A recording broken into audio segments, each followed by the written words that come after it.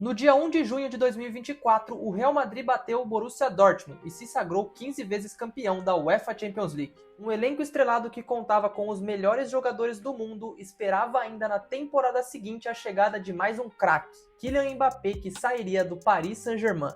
Mas mesmo com um elenco forte e grandes jogadores em todos os setores, a verdade é que em 2025 o Madrid não aconteceu.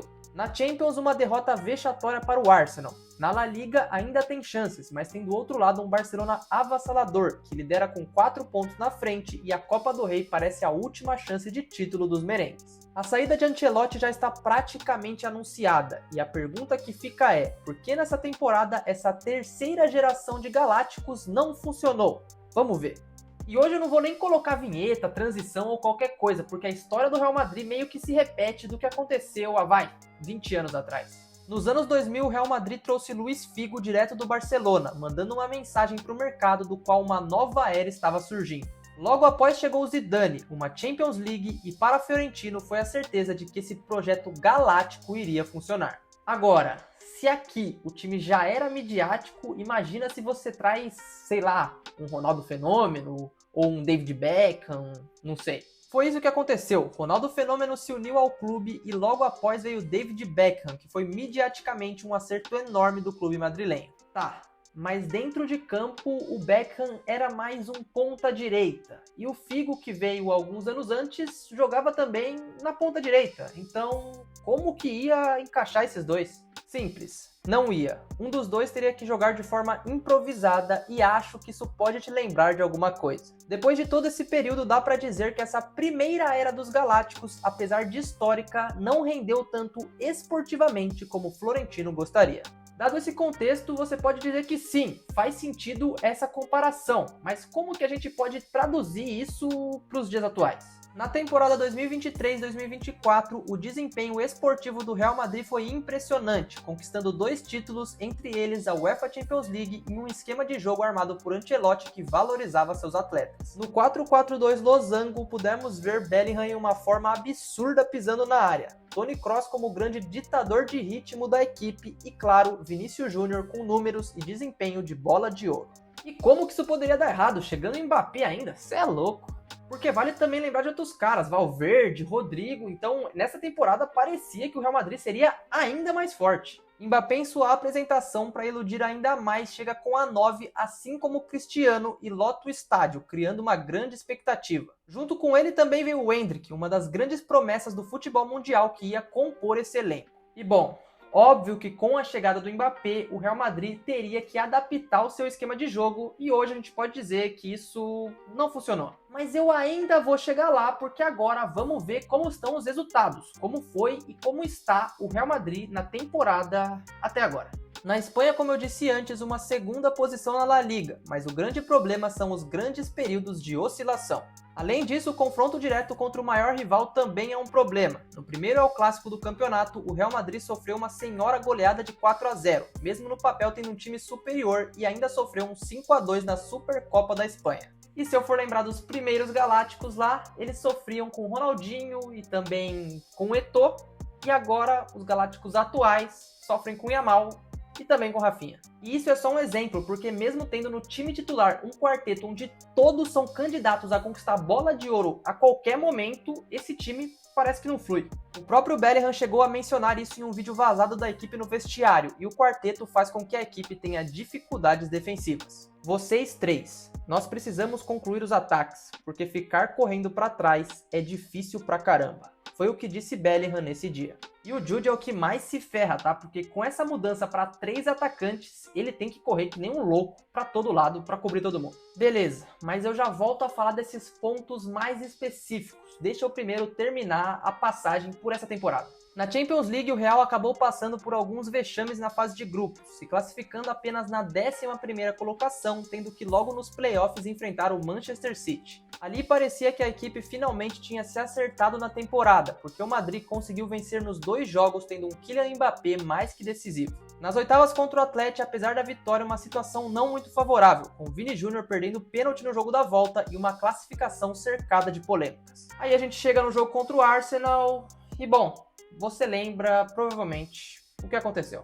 No jogo de ida, um Real completamente dominado em um 3-0, e por mais que seja um time conhecido por virar jogos no Bernabéu, foi outra atuação ruim também na volta. Com isso, a gente pode tentar voltar a falar da causa, porque se continuar do jeito que está se desenhando, o Real Madrid não vai ganhar nenhum título de expressão nesse final de ciclo. Então, além do esquema tático que mudou, que eu já citei antes, outra peça do tabuleiro mudou no Real Madrid.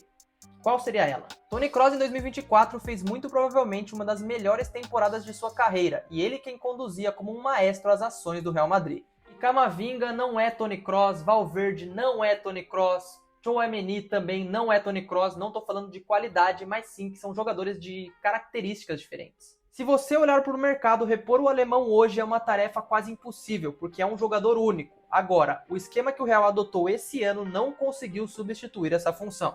E se a saída de Toni Kroos é um ponto de referência das dificuldades do Real Madrid, a chegada do Mbappé e o seu encaixe com o Vini Júnior é outro deles. Mas eu já vou falar sobre isso, porque agora eu dou uma parada para pedir para você deixar o seu like e se inscrever aqui no canal. Trago conteúdo de futebol toda semana por aqui, e se você tá gostando desse, você pode gostar de outros. Então, vai, não custa nada, me dá uma chance. Se inscreveu? Fechado. Agora vamos falar sobre Vinícius Júnior e Mbappé, porque os dois jogadores são praticamente da mesma posição. Eu particularmente entendo a contratação de Mbappé, um antigo desejo do clube que tem um perfil de jogador do Madrid. Agora, com o principal jogador da equipe jogando na mesma posição, ter o francês necessitaria uma grande adaptação. E basta olhar as estatísticas e o mapa de calor. Tanto Mbappé, Vinícius e até Rodrigo se mostram como jogadores que trabalham mais do lado esquerdo do campo, e essa adaptação não seria fácil. E rapaziada, essa demora na adaptação ficou clara pela ordem de como foi acontecendo a passagem do Mbappé no Real Madrid. Teve uma grande oscilação.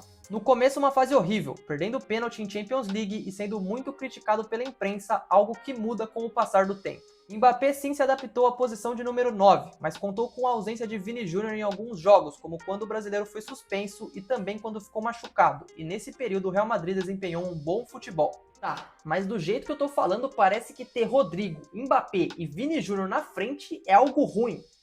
Não é. O problema é o que eles conseguem entregar taticamente. Em levantamento feito contando como base os jogos da UEFA Champions League, os 3 atacantes figuram entre os que menos percorrem quilômetros em campo, o que pode ser entendido como uma falta de entrega tática. E é só olhar como o Bellingham tem produzido. Ele joga um pouco mais atrás, mas tem que ficar cobrindo todo mundo e fazendo ultrapassagens o jogo inteiro. Aqui eu já citei alguns possíveis motivos para o fracasso dessa temporada. Pode-se falar da saída do Toni Kroos, pode-se falar da entrega do Mbappé e de como o time ainda não se adaptou em um esquema para jogar com ele, mas a gente tem que entender que sim, tudo acaba no final esbarrando também no treinador. Ancelotti, mesmo sendo o treinador mais vitorioso da história do clube, juntamente com o elenco, vem recebendo diversas críticas por sua postura. E como já dito anteriormente, a sua saída após a final da Copa do Rei é praticamente como certo. Teve até uma lista da torcida dizendo quem eles mais queriam fora. É meio inacreditável pensando num time que acabou de ganhar a Champions League, mas tá aí. E para defender o Ancelotti, ele teve alguns problemas muito graves, principalmente perdendo caras como Carvajal e zagueiros titulares. Mas a sua relação com os jogadores jovens do clube também é algo que é alvo de muitas críticas, com Endrick e Arda Güler recebendo pouquíssimos minutos. Falando do brasileiro mais especificamente, quando entra ele sempre entrega gols e participa muito do jogo, mas esses minutos dos quais falei são sempre em uma pequena quantidade. E na zaga, Asensio foi uma grata surpresa da torcida vindo da base. Agora, será que se os outros zagueiros não tivessem machucado, ele estaria jogando? Eis a questão. Por um lado, ele saindo do Real Madrid fica muito mais próximo da seleção brasileira. Mas pelo outro, a gente tem que dizer que a temporada do Real Madrid no comando dele foi triste, para ser justo. E taticamente, como dá para ver durante todo o vídeo, ele não conseguiu encontrar um time ideal ou um esquema ideal. E sim, o Real Madrid acabou ganhando jogos também, porque é o Real Madrid, tem os melhores jogadores do mundo, mas não entrega o que poderia e o que deveria. Porém, olhando adiante, ainda dá para salvar essa temporada, isso muito graças aos 2 El Clássicos que a gente tem pelo caminho. Mesmo 4 pontos atrás na La Liga, no dia 11 de maio, o Real tem a chance contra o Barcelona. E nesse fim de semana, no momento que estou gravando esse vídeo, ainda não rolou o El Clássico na Copa do Rei. E essa fase do Barça faz com que a temporada do Real Madrid seja ainda mais caótica, porque ver um rival ganhando uma tríplice coroa seria algo meio que humilhante. Enquanto os merengues sofrem com um ataque galáctico, o Barcelona encontrou uma forma de jogar. Hansi Flick fez do time uma máquina e Rafinha, Lewandowski e Yamal formam uma trinca absurda. E essa trinca que é favorita para ganhar a Champions, a La Liga e a Copa do Rei.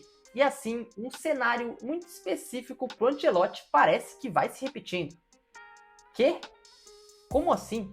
Em 14 e 15, da mesma forma que nessa temporada, o Real Madrid vinha de um título da Champions no ano anterior, mas com a ascensão de um Barcelona avassalador, Carleto caiu do cargo, o que deve acontecer mais uma vez se tudo correr como esperado. Podemos dizer que, como um todo, o Real Madrid desse ano lembra diversas situações do seu passado, de uma forma diferente, mas tem uma relação. De uma equipe vencedora em 23-24 para um fracasso retumbante em 24-25. A saída de Ancelotti já é uma realidade, mas o desempenho não gira somente em torno dele. Uma equipe como o Real Madrid ser dominada em tantas partidas mostra uma falta de profundidade no elenco, que sofre com lesões anualmente e tem dificuldades para substituir.